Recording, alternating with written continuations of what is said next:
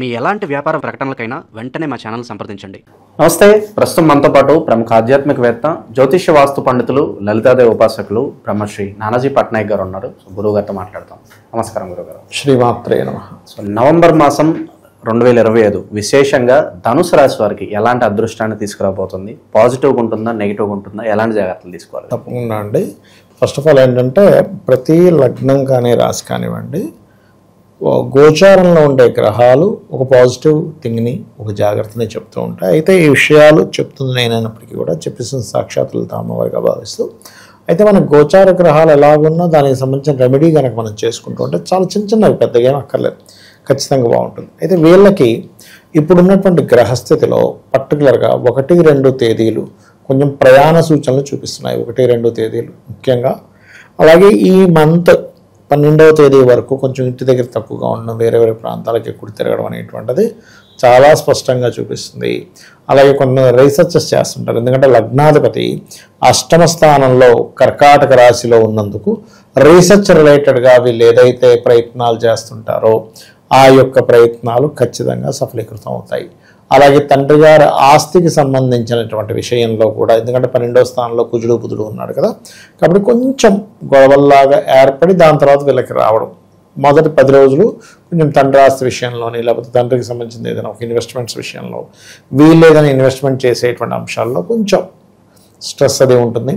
అయితే 3లో వీళ్ళకి రాహు ఉన్నందుకు కొద్దిగా ఈ అంటే ధైర్యం చేయడం, ఏదైనా మనం ఏదైనా ఒకటి అనుకున్నప్పుడు దానికోసం కొంచెం గట్టిగా ప్రయత్నం చేయడము, ధైర్యం చేయడము, విదేశాల్లో ఉండేటువంటి సిబ్లింగ్స్ ఎవరైనా సరే వాళ్ళ యొక్క సహకారం అందడం, ఇటువంటివి బలంగా చూపిస్తుంది. అయితే 4లో ఉన్నటువంటి శని మాత్రం కొద్దిగా ప్లేస్ ఆఫ్ చేంజ్ ఉంటుంది అని చూపిస్తుంది. ఎందుకంటే ఇక్కడ 4లో వక్రించిన శని గురువు చేత చూడబడుతున్నాడు. ఎప్పుడైతే గురువు చేత చూడబడుతున్నటువంటి శని ఉన్నాడో మారడం వల్ల కొంత మంచి కూడా జరుగుతుంది. ఇక్కడ దాన్ని కూడా మనం తీసుకోవచ్చు పరిగణనలోకి.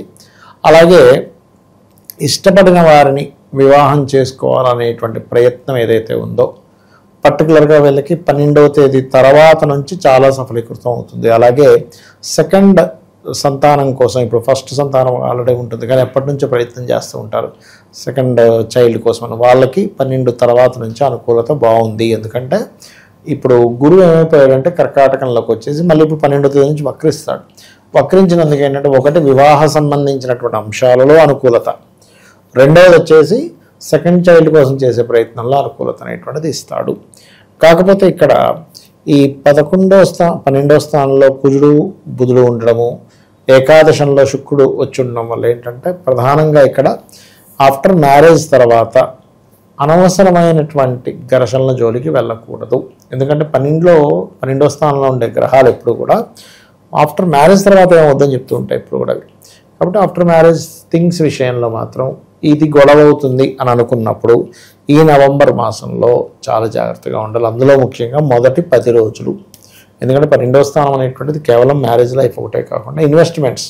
సో ఇన్వెస్ట్మెంట్ చేసేటప్పుడు అనవసరంగా తొందరపడి ఇన్వెస్ట్మెంట్ చేస్తాం. అది కూడా ఎవరో ఫ్రెండ్ చెప్పారనో, లేకపోతే వీళ్ళకి కొంతమందికి పిల్లలు ఉంటే ఆ పిల్లలు ఏదో బిజినెస్ దీంతో తల్లిదండ్రుల దగ్గరికి వస్తే వాళ్ళు ఇన్వెస్ట్మెంట్ చేస్తారు. చేసిన తర్వాత ఏంటంతా అసలు అంచనాలు తారుమారైపోయాయి, ఏంటి ఇట్లా ఉంది అనేటువంటిది ఉంటుంది. కాబట్టి ఆ యొక్క విషయంలో పర్టికులర్గా వీళ్ళు జాగ్రత్త వహిస్తూ ఉండాలనేటువంటి చాలా స్పష్టంగా చూపిస్తుంది.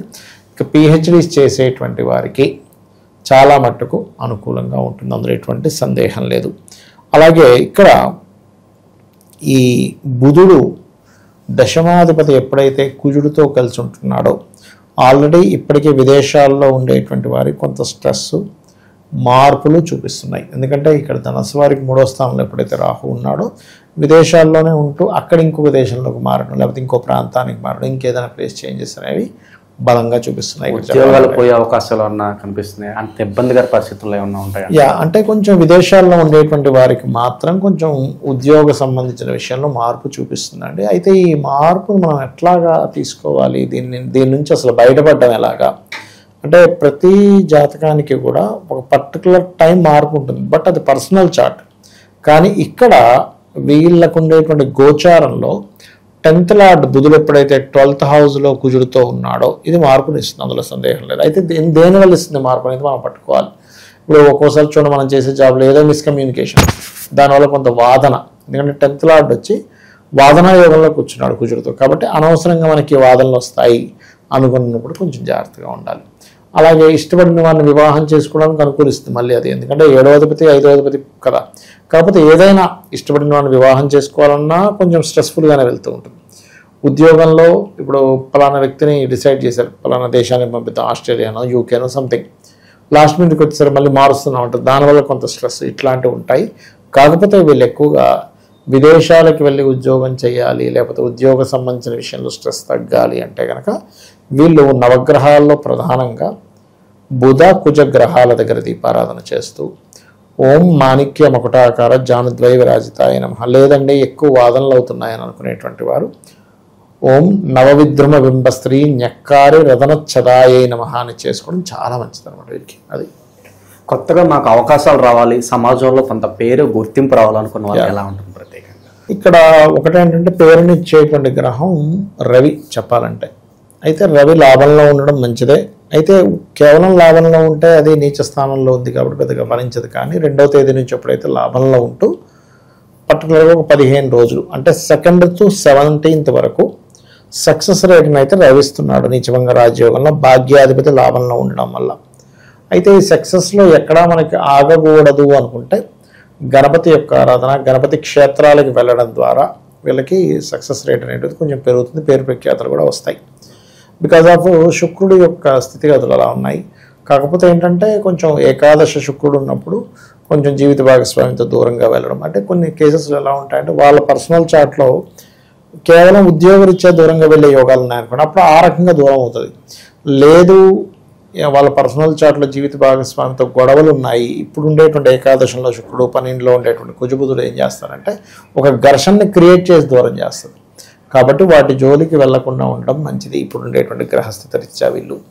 సో ఎస్పెషల్లీ కార్తీక మాసం కాబట్టి విశేషంగా ఏదైనా పరిహారం చెప్తారు? ఇప్పటి వరకు జీవితంలో చాలా కోల్పోయారు, అన్ని కష్టాలు అనిపిస్తాం అనుకున్న వాళ్ళకి మళ్ళీ పడి లేవటానికి కార్తీక మాసాన్ని ఎలా వినియోగించుకోవచ్చు? కార్తీక మాసము అంటేనే అది దీపం, అంటే కార్తీక దీపం అని ప్రత్యేకత అండి. శాస్త్రంలో ఏం చెప్తారంటే కార్తీక మాసంలో నిత్యము దీపం వెలిగించు, అందులో కొంతమంది 365 ఒత్తులు కూడా వెలిగిస్తారు. అంటే చాలామంది ఏం చేస్తారంటే సింగిల్ ఒత్తు పెడతారు, కాదు డబల్ ఒత్తులు పెట్టి 365 పెట్టాలి, 3 ఒత్తులు కూడా కలిపి పెడతారు కొంతమంది. అయితే ఇక్కడ 3 ఒత్తులు కలిపి పెట్టడం ఇంకా విశేషం. ఈ కార్తీక మాసంలో వీళ్ళకి ఉద్యోగ సంబంధించిన విషయంలో మరింత బాగుండాలి అంటే కనుక ఎర్ర ఒత్తులు అని ఉంటాయి, అంటే కుంకుమతో చేసిన ఒత్తులు వెలిగించడం చాలా మంచిది. ఎందుకంటే 12లో ఉండేటువంటి కుజుడితో కదా దశమాధిపతి కలిసి ఉన్నాడు. ఇక్కడ దశమాధిపతి మాత్రమే కాకుండా 7వ స్థానాధిపతి కూడా అవుతున్నాడు. కాబట్టి ఇది వివాహానికి పనిచేస్తుంది ఈ యొక్క ప్రక్రియ, ఉద్యోగ సంబంధించిన వాటికి కూడా పనిచేస్తుంది. కార్తీక మాసంలో ఎర్ర ఒత్తులతో దీపం వెలిగించడం అనేటువంటిది. ఓకే, ఓవరాల్గా ధనుసు రాశి వారి పరిస్థితి ఈ మాసం ఏ విధంగా ఉండబోతుంది, ఎలాంటి జాగ్రత్తలు తీసుకోవాలని అద్భుతంగా వివరించారు. ధన్యవాదాలు. శ్రీమాత్రే నమః.